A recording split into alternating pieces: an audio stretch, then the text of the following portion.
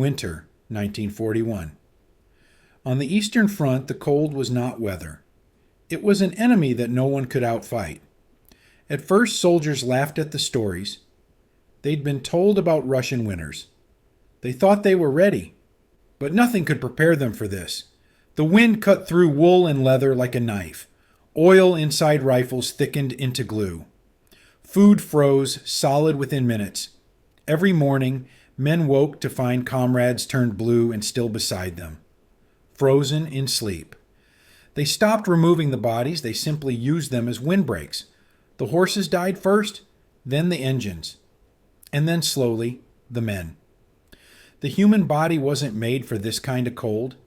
At 40 below, your lungs burn when you breathe. Your eyelids stick together. Your skin cracks open like paper. But worst of all, the ground itself becomes your executioner. When the body touches frozen earth, the heat drains away faster than from any wound. The cold doesn't kill from above, it kills from below. And men began to understand. It wasn't just the snow or the air or the frost. It was the ground they slept on, the very soil they fought to hold. A soldier could fight hunger for days. He could outlast exhaustion. But once the ground took his warmth, there was no coming back. One German medic later wrote, "We called it the quiet death." A man would lie down for a moment saying he just needed to rest, and within an hour, he was gone. Across the lines in the forests of Karelia and the plains of Smolensk, the same scene repeated itself. Men digging shallow pits, huddling together for warmth, wrapping their boots in torn maps and straw, the rifles, the strategy, the flags. None of it mattered. Winter had its own rules, and those who didn't learn them didn't live to see spring. The first nights were chaos. Soldiers burned everything, crates, boots, even rifle stocks, anything that could keep a spark alive. But the fire gave warmth only above. Beneath them, the ground drank every ounce of heat. The harder they tried to stay warm, the colder they became. Then in the forests of Finland, a new rumor began to spread. A story told from one campfire to the next about a trick the locals used. They said, never sleep on the snow. Never trust the earth. Build your bed before you build your fire. The first to try it were the Finns, soldiers who'd grown up in this land of cold and silence. They cut pine branches thick and soft, laid them down in layers, one, then another, until they'd built a cushion between body and ground. Above them, they draped coats, straw, and snow itself, using nature against its own cruelty. The idea was simple. Trap the air beneath you. Make the earth breathe slower. It worked. A soldier could lie in that ground bed and wake up alive. Maybe cold, maybe aching, but alive. Others watched and learned. Germans on the Eastern Front, Russians retreating into the woods, even Americans in the Ardennes that winter, all rediscovered the same secret. Survival didn't belong to the strongest, it belonged to the most observant. One veteran from the 101st Airborne later recalled the Battle of the Bulge. We were freezing, and someone remembered what the Finns did. We laid pine needles and straw under us, and it changed everything. The ground stopped stealing our heat. Another wrote, years later, we had no sleeping bags, just canvas and mud. But the bed of branches, it was the only reason I made it home. It wasn't comfort. It was physics. The body loses most of its warmth through the ground. Insulate that layer, and you control life itself. Those men didn't know the science, but they knew the feeling. When the cold stopped biting through their spines, when their breath didn't sting the way it did the night before, that was enough proof. They had outsmarted winter, not with weapons, not with orders, but with instinct. The same instinct that kept humans alive long before the war began. The discovery didn't come from scientists. It came from instinct. In December 1941, deep inside the forests of Karelia, Finnish troops stopped marching and started observing.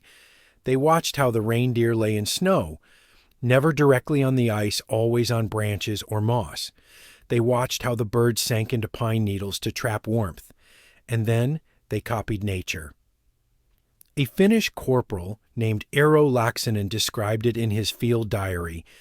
We dug a shallow pit, laid spruce branches thick like a mattress, covered it with straw and our coats. The ground no longer took our breath away. We slept through the night. It was the birth of a quiet revolution in survival. The soldiers called it the maapeti, the ground bed. It wasn't soft, it wasn't comfortable, but in -30, comfort no longer mattered. Word spread fast. German patrols on the northern front noticed the Finnish trick and began to copy it. Soon, even Soviet troops retreating into the forests used it.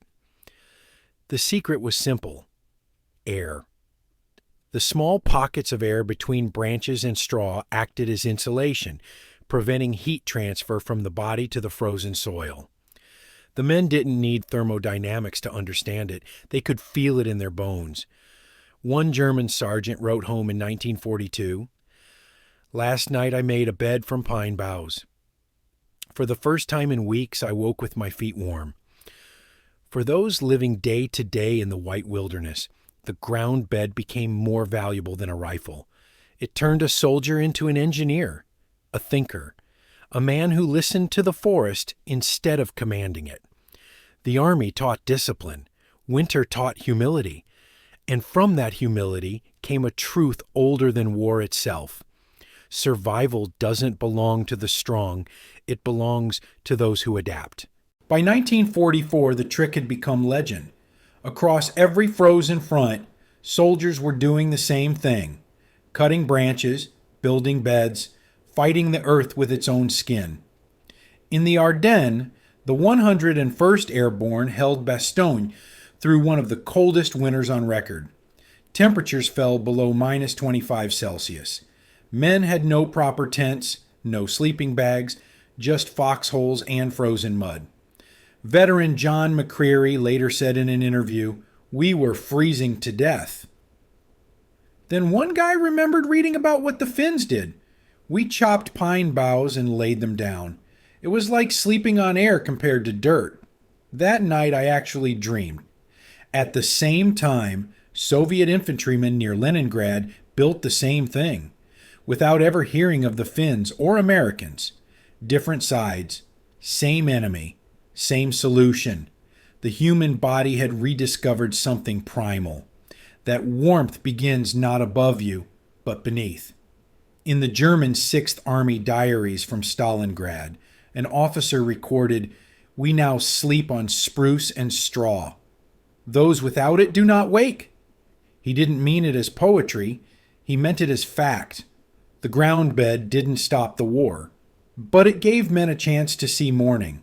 And sometimes in that frozen world, morning itself was victory. In one U.S. Army report after the war, a survival instructor wrote, "The simplest lesson we learned from the veterans: always insulate from below. The ground is colder than the air." 8 words that came from centuries of instinct, and from soldiers who paid for that wisdom with frostbite, pain, and endurance. The camera would have seen nothing heroic. Just a line of men lying quietly on straw, wrapped in torn coats, steam rising from their breath into the black sky. But in that stillness was genius, the kind born not in laboratories or war rooms, but in the frozen dirt of survival. The lesson spread without words. No one taught it, no one wrote it down. But men from every side, Axis, Allied, Finnish, Soviet, all found the same truth, buried in snow. On the Karelian front, Finnish soldiers slept on spruce branches under open skies. They woke stiff and cold, but alive. In the forests of Poland, German infantry tore that idea from captured Finnish manuals and passed it down through whispers. "Never sleep on the earth," one veteran told another. "The ground will steal your soul." And far to the west, during the Battle of the Bulge, American troops rediscovered it on their own. The snow fell for 10 days straight. Blankets froze into boards. Water canteens cracked like glass. Men learned to use straw from farmhouses, pine needles, even torn maps. anything that could trap air beneath their bodies. A paratrooper wrote home, "We dug holes into the snow and filled them with branches. The ground stopped sucking the life out of us. It was strange. The same technique appearing everywhere. No radio orders, no instructions, just instinct, passing through humanity like a whisper, older than language. Survival didn't care about flags." In the trenches near Leningrad, a Soviet nurse wrote, "We lined the wounded with straw." They stopped shaking. Some even smiled. It was the same war, the same cold, the same fragile warmth between the living and the earth. And though they were enemies for those few nights, they all slept the same way. After the war, scientists would explain what those men had already learned in the dark. The secret wasn't luck. It was physics. The human body loses heat to the ground 3 times faster than to the air. When a man lies on frozen soil, warmth travels from skin to ice in seconds.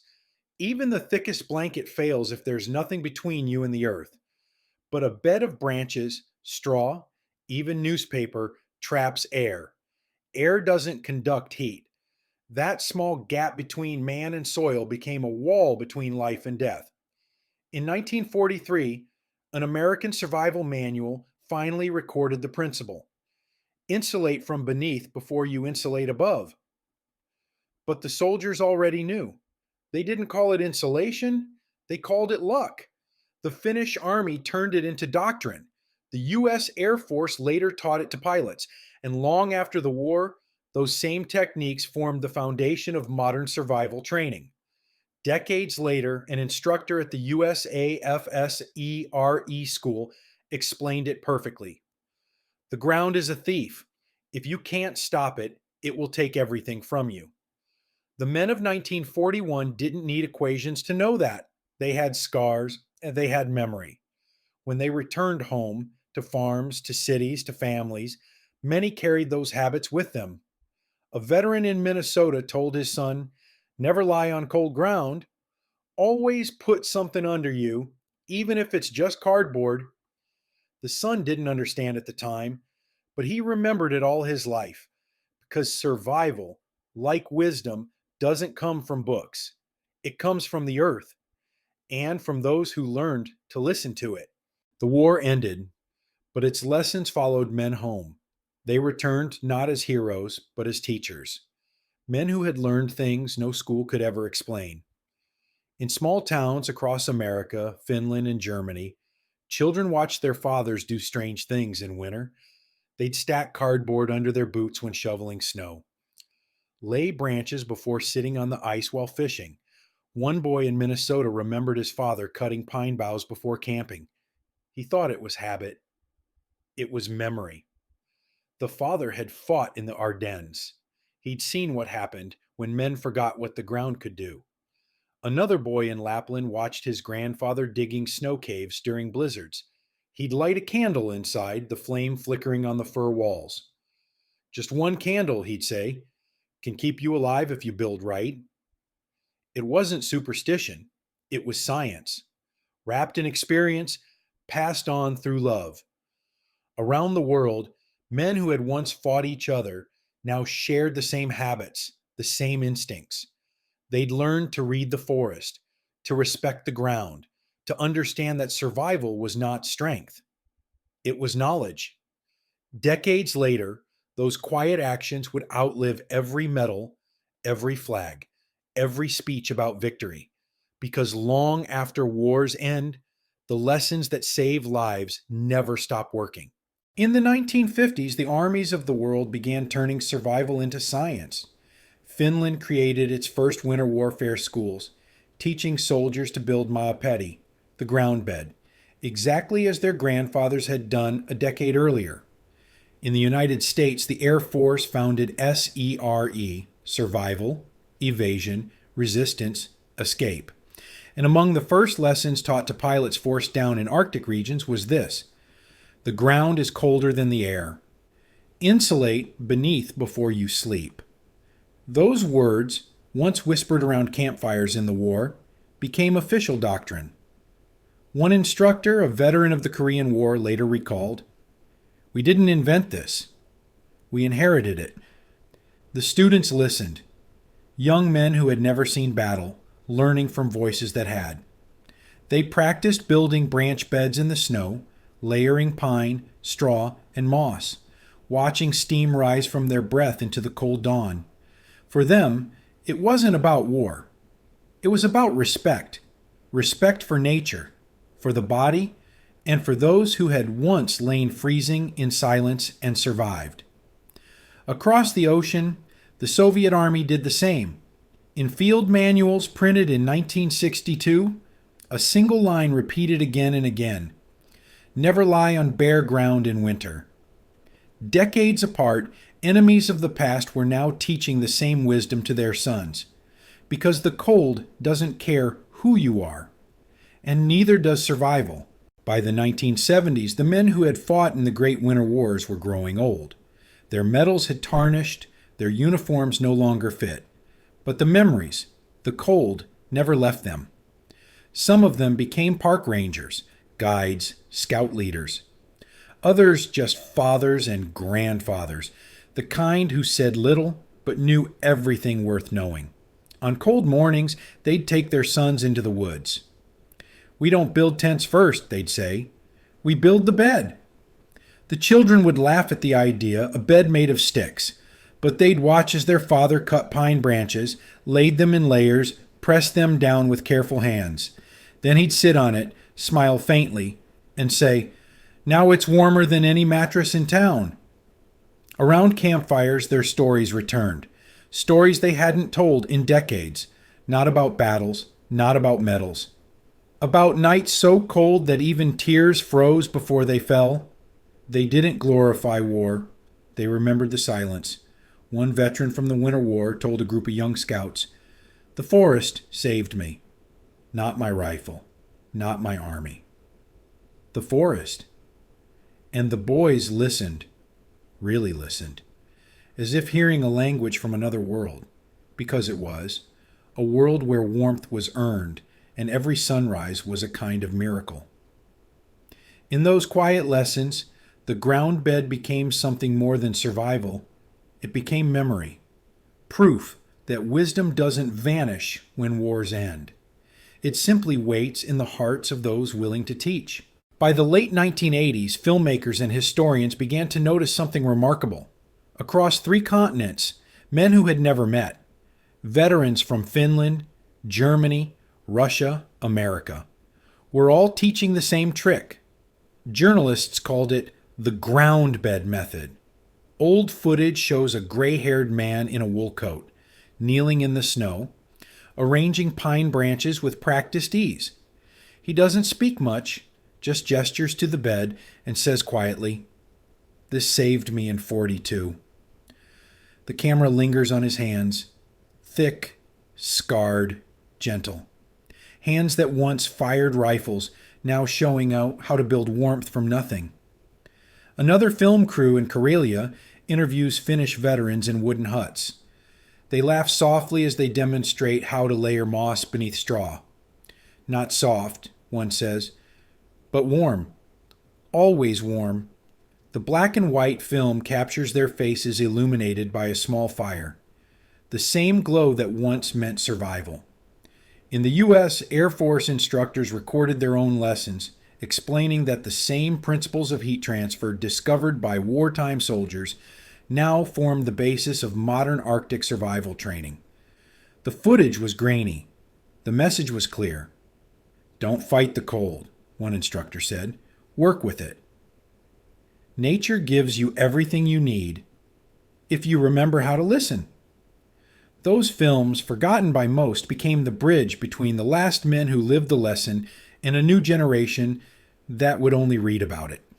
And though they never met, every one of them, Finnish, American, Russian, ended their stories the same way, with a smile and the same simple line, "It still works." Time moved on. The world changed.